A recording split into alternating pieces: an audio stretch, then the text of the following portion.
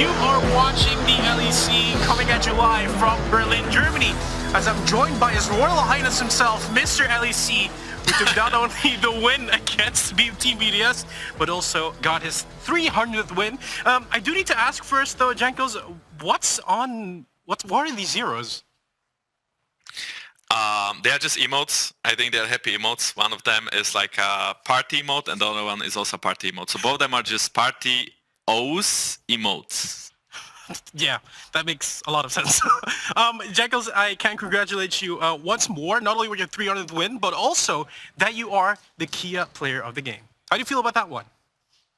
Well, I probably got it because of my 300 wins, honestly. I don't think I really did much this game. I mean, I had some of my Poppy ease into walls, but besides that, I felt like I failed like one time where I died. I didn't press W fast enough and I got filled by Vex. So, I mean, honestly, the game was mainly won by top lane. He solo killed enemy top lane twice in the early game, right? And then we kind of stumbled through it. So I'm really glad that I suppose top lane played well, but also the whole team played well, and also that we got the win. I mean, definitely, apart from the things that happened in the top lane, I do want to talk a bit more about that draft, because that Poppy pick just looked very broken. Can you talk me through the pick and ban? Well, we saw enemy had a lot of dash champs, and then we were like, why do we pick Poppy? And then we picked Poppy. Very simple, actually. I don't think there was much thought process behind it. We just felt like Poppy could be a good champion in this game, and since I'm very, very old and played through multiple years in my 50-year career, I'm 60, by the way, then that's why, and that's how I can just play Poppy. Yeah, because your 60 years of experience going to rack up to tomorrow being your 500th game. It could be potentially be your 200th loss as you're taking on a Rogue. They're currently on an 8-0 win streak. We talked to Odawamna before about this matchup. How are you feeling about this particular matchup? I mean, I do think Rogue is a very good team. They did beat everyone, of course. We have Seri already. Yumi over Lulu? That is why... Yumi goes in Zol, and... I mean, the thing Okay. Yeah, I'm hearing this too. So yeah, okay, great. So I think our matchup against Rogue, I think they have a very good team.